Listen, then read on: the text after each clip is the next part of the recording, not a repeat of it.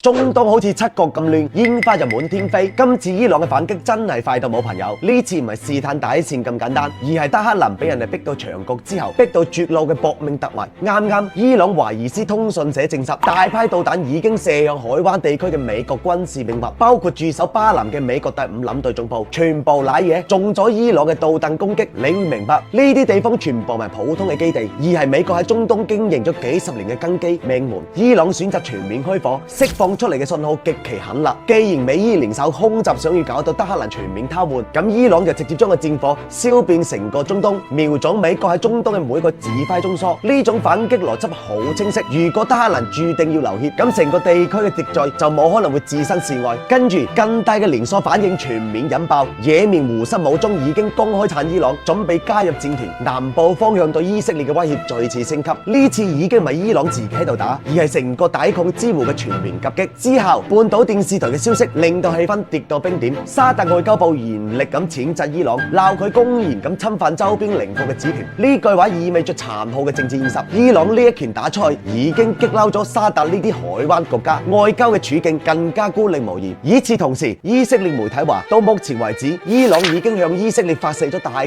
35粒導彈，但有個極之反常嘅細節值得留意。伊朗受到毀滅性嘅空襲之後，反應異常咁有秩序。正常嚟講，總統府俾人哋炸咗，情報總部俾人哋炸平，最高領袖瓜埋，換轉任何一個國家都可能亂晒龍。但反黑蘭嘅反擊目標明確到得人驚，佢哋精準鎖定咗美軍嘅補給線以及關鍵嘅意見節點。點解伊朗可以咁玩？多年嚟極限嘅施壓，伊朗軍方將戰爭應對磨成條件反射，分布式指揮系統保住燃氣。特朗普政府多次公開警告，加上大規模嘅調動，極限心理戰反而俾到德黑蘭充足嘅時間轉移核心資產，加固地下嘅地堡。美國官員話，駐巴南基地第一波打擊暫時冇人員傷亡，但呢個只係史詩級對決嘅開端。而家嘅真相係，伊朗攞最後嘅身家去搏一個魚死網破嘅機會。今次唔係單純嘅軍事衝突，係重塑中東權力格局嘅生死博弈。德黑蘭內部好清晰，今次跪低以後就冇機會企翻起身，所以佢哋選擇被逼入絕境之前，將衝突外溢到成個地區。